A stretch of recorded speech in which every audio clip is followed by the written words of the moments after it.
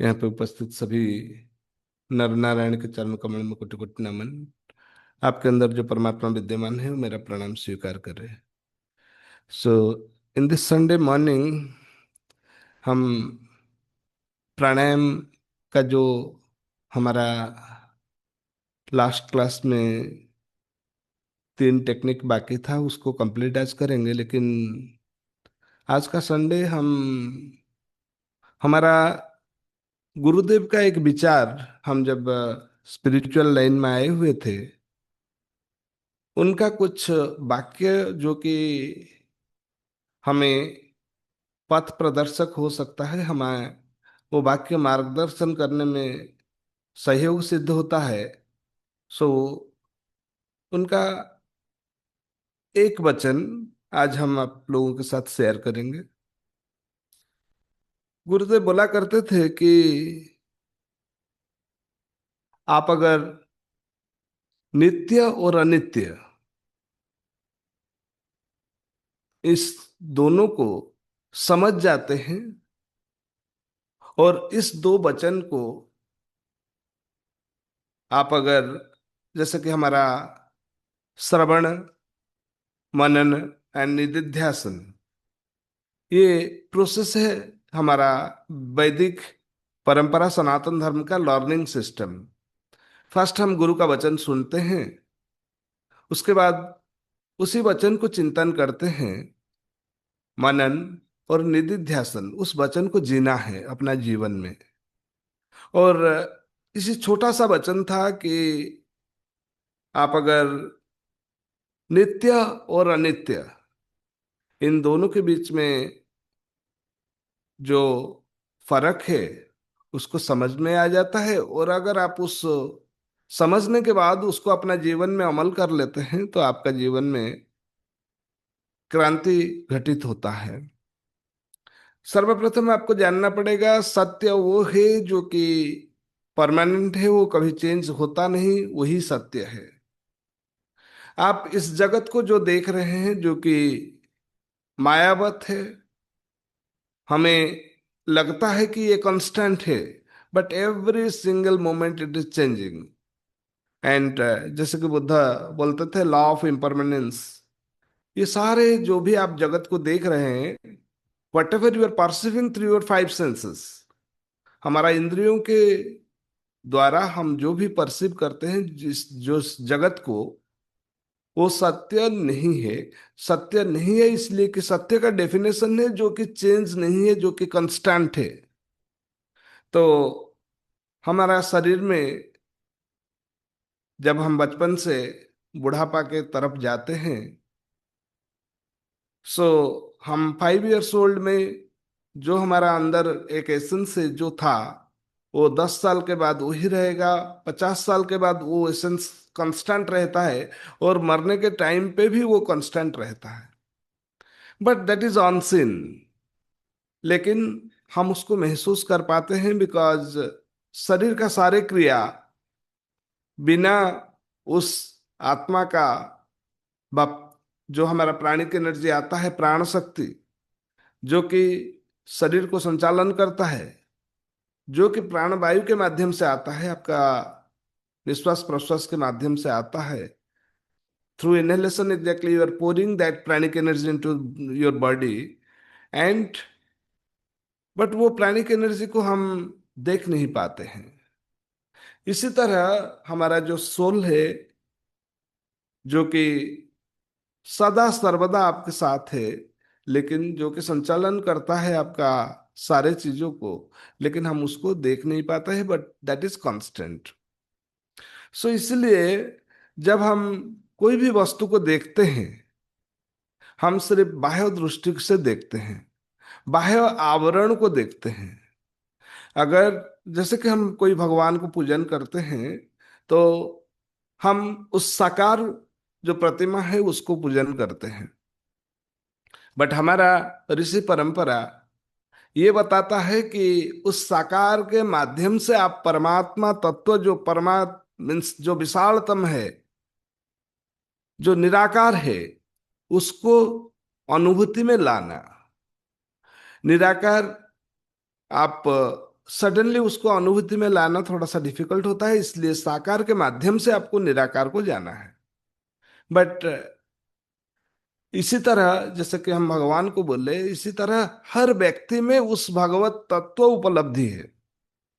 उस भगवत सत्ता जो कि अहम ब्रह्मास्मि हम बोलते हैं, उस ब्रह्म तत्व को हमें उपलब्धि करना है। हम बाह्य आवरण को देखने के टाइम पे हम बाह्य आवरण को देख रहे हैं, और मन में दो विचार चलता है कि बाह्य आवरण के साथ हम उनके अंदर जो परमात्मा तत्व है, जो उस एसेंस है, जो सोल है, उसको भी परसीव करना, उसको भी मीन्स मनन करना, बा उस चीज को भी उपलब्धि करना। माया क्या है? जो जगत में आप देख रहे हैं वो अस्तित्व से आपको अलग कर देता है। और अस्तित्व एक लयबद्ध काव्य है जो कि सारे जगत एक ही जैसा है। बट द सेपरेटनेस, हम अपने को भिन्न इसलिए मीन्स मन में आता है क्योंकि ड्यू टू दिस माया। माया जो चेंजेबल है, जो आप फाइव सेंसेस से परसीव करते हैं, वही ही जगत है जो कि चेंजेबल है।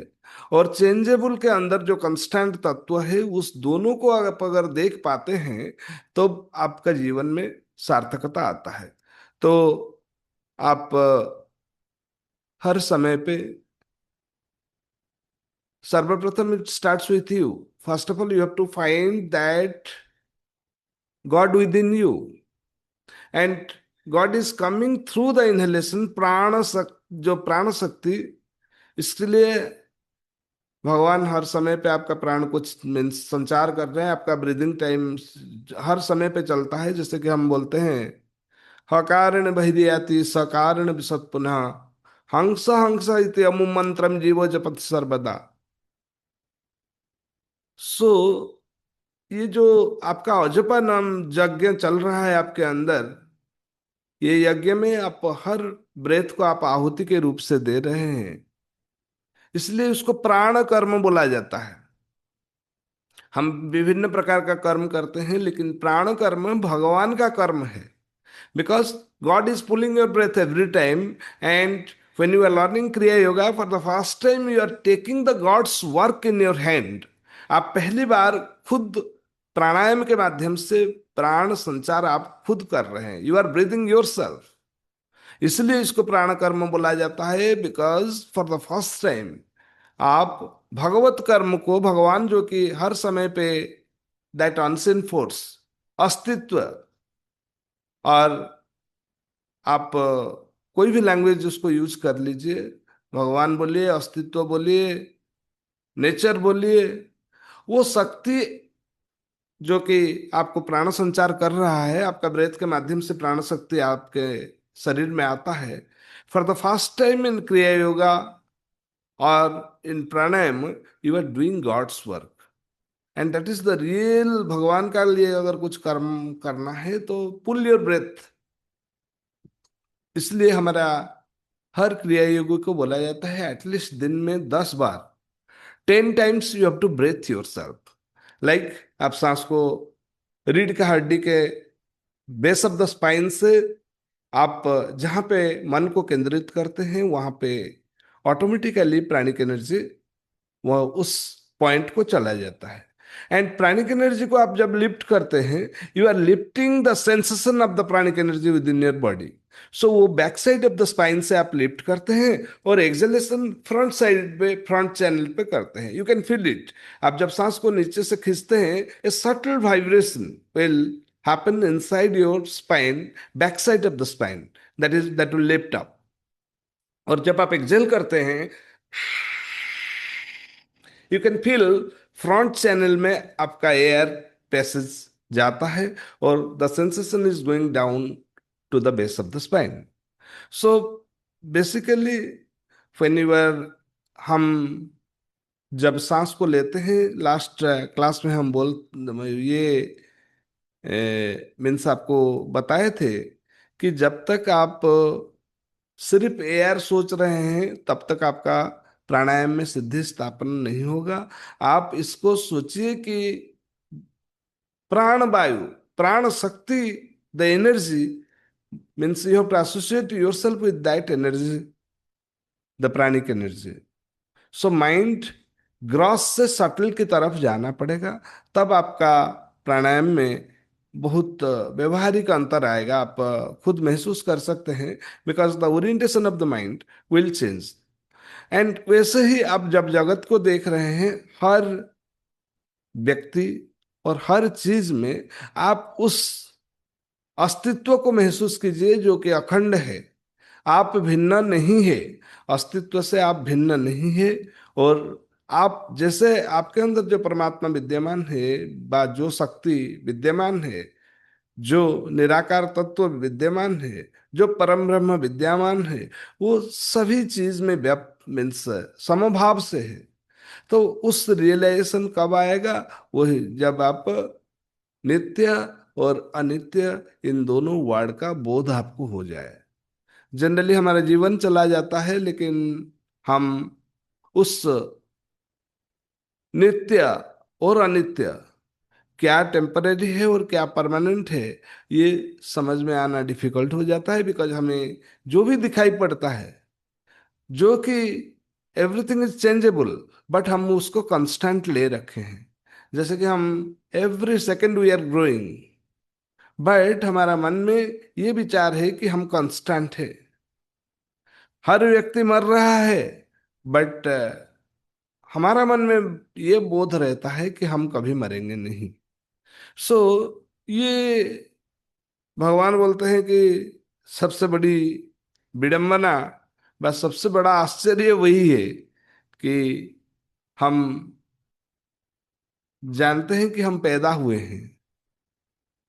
हमारा एटर्नल जो नेचर है, हमारा the soul is changing exactly this means from one form to other. हम इस बॉडी को डिस्कार्ड कर लेते हैं और एक शरीर को धारण करते हैं। The cycle of birth and death continues, and this is a chain of lifes. बट हम इसको कांस्टेंट ले रखे हैं। और हमारा जब बोध बा भाव चेंज होता है, हम जब सारे चीज में उस अस्तित्व बा उस परम ब्रह्म को देखते हैं, तो हमारा विजन चेंज हो जाता है, हमारा दृष्टि ही बदल जाता है। तो प्राणायाम में सर्वप्रथम आपका मानसिक स्थिति बा देखने का शैली को बदलना है। उस अनित्य, दैट अनसीन फोर्स, दैट परम ब्रह्म, दैट प्राणिक एनर्जी, उसको आपको कंसीव करना पड़ेगा इन योर माइंड। सर्वप्रथम आपको कंसीव करना पड़ेगा, देन आप उसका जो इफेक्ट को फील कर पाइएगा। और भगवत शक्ति एक ऐसा शक्ति है जो कि महसूस किया जा सकता है, बट सर्वप्रथम it starts with an idea in your mind, and after that exactly you can feel that is guiding you। जो अंतरात्मा आपको हर कार्य करने के लिए प्रेरित करता है, उसको सम्यक आइडिया कब आएगा? जब आप उसके प्रति जागरूकता बढ़ेगा। when you are concentrating on your pranic energy, then your pranayama becomes a prana karma or a divine act or a havan। असली हवन वही है where every breath you are offering, every breath becomes an offering।